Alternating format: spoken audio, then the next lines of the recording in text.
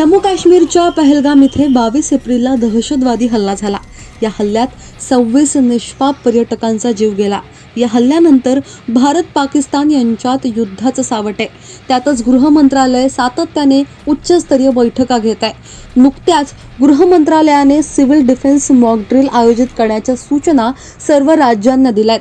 1971च्या युद्धानंतर पहिल्यांदाच अशा प्रकारच्या सूचना भारतात दिल्या गेल्यात।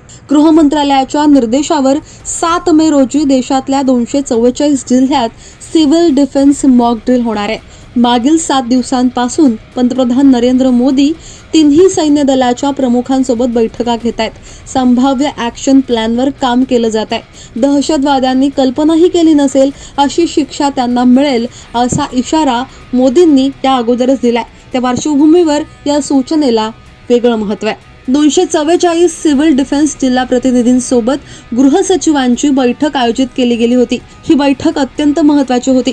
गृह सचिव गोविंद मोहन यांच्या अध्यक्षतेखाली ती पार पडली। बैठकीत राज्याचे मुख्य सचिव, वरिष्ठ अधिकारी उपस्थित होते। सुरक्षा आणि आपत्कालीन परिस्थितीत करण्यात येणाऱ्या उपाययोजनांवरती ही बैठक झाली आणि त्याबाबत इथे चर्चा झाली। 2010च्या सूचीनुसार 244 नागरी सुरक्षा जिल्ह्यांवर विशेष लक्ष ठेवलं जाईल। या बैठकीत देशाची सुरक्षा आणि येणाऱ्या आव्हानांना तोंड देण्याची क्षमता याबद्दल आढावा घेतला गेला। 2010च्या अधिसूचनेनुसार सिव्हिल डिफेन्स जिल्हे 3 कॅटेगरीत विभागले गेलेत।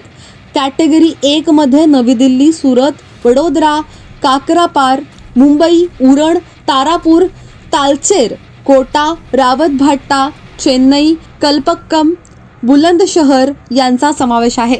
महाराष्ट्रात मुंबई, उरण, तारापूर यांचा कॅटेगरी 1 मध्ये, तर ठाणे, पुणे, नाशिक, रोहा, नागोठणे, मनमाड, सिन्नर, पिंपरी चिंचवड यांचा कॅटेगरी 2 मध्ये समावेश आहे। तर छत्रपती संभाजीनगर, भुसावळ, रायगड, रत्नागिरी, सिंधुदुर्ग यांचा कॅटेगरी 3 मध्ये समावेश आहे। आता या मॉक ड्रिल मध्ये नेमकं होणार काय, तर या 244 जिल्ह्यांमध्ये, तालुक्यांमध्ये मॉक ड्रिलचं आयोजन करण्यात येणार आहे। मॉक ड्रिल काळात ब्लॅकआउट केलं जाईल। बुधवारी सायरन वाजेल। लोकांना हल्ल्यावेळी सुरक्षित स्थळी लपण्याचं प्रशिक्षण दिलं जाईल। मॉक ड्रिलमध्ये काय काय करायचं हे शिकवलं जाईल। एअर स्ट्राईक सारख्या स्थितीत लोकांना तयार राहण्याच्या सूचना दिल्या जातील। त्या सूचना कशा समजायच्या आणि त्या सूचनांवरती काय करायचं हे शिकवलं जाईल। आपत्कालीन स्थितीत प्रशासकीय व्यवस्था सुधारण्यासाठी मॉक ड्रिल महत्त्वाचं मानलं जातंय। त्यांनी प्रशासनाला सुद्धा आपली किती तयारी आहे हे समजेल।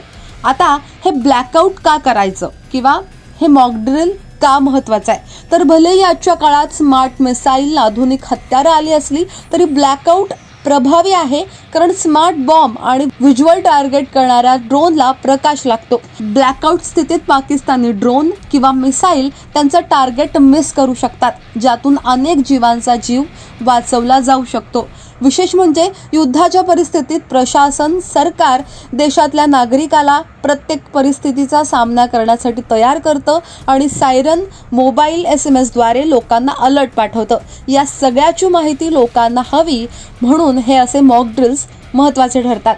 भारताने पाकिस्तानी सीमेजवळ असलेल्या पंजाबच्या फिरोजपूरमध्ये ब्लॅकआउट प्रॅक्टिस सुरू केली आहे। पंजाबच्या फिरोजपूर इथल्या भारतीय सैन्याच्या छावणीत रविवारी रात्री अर्ध्या तासासाठी ब्लॅकआउट अभ्यास केला गेला। हा सराव संभाव्य युद्धाच्या तयारीचा भाग मानला जातोय।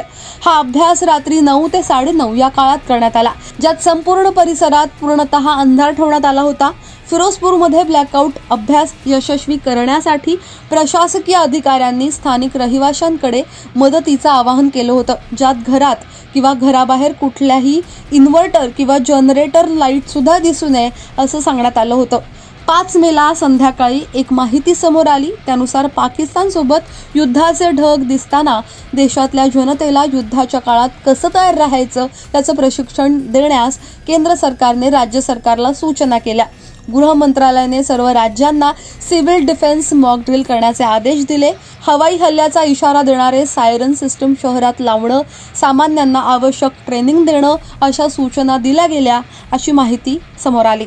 युद्धाच्या काळात सर्वसामान्य जनतेला सुरक्षित स्थळी नेणं, आवश्यक वस्तूंची पूर्तता करणं यात सिव्हिल डिफेन्सची महत्त्वाची भूमिका असते.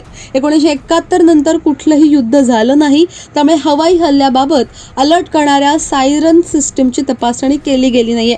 त्यामुळे सायरन सिस्टीम प्रणाली चालू करणं, आवश्यकता असल्यास नवीन सिस्टीम लागू करण्यास सुद्धा केंद्र सरकारकडून सांगितलं गेलं. या मॉकड्रिलमध्ये सध्याची परिस्थिती जाणून घेतली जाईल. यामध्ये हवाई हल्ल्याचे सायरन वाजवणं, शहरांमध्ये वीज पुरवठा खंडित करणं, आश्रय घेण्याचा सराव आणि आपत्कालीन सेवेचा जलद प्रतिसाद यांचा समावेश असेल. या सरावाचा उद्देश भीती, गोंधळ कमी करणं हा आहे, अराजकता कमी करणं आणि जीव वाचवणं हा आहे. या मॉकड्रिलबद्दल तुमचं म्हणणं काय? खाली कमेंट बॉक्समध्ये तुमच्या प्रतिक्रिया अवश्य नोंदवा. आतापर्यंत लोकमत सबस्क्राईब केलं नसेल, फॉलो केलं नसेल तर लगेच सबस्क्राईब करा, फॉलो करा आणि पाहत रहा लोकमत. धन्यवाद.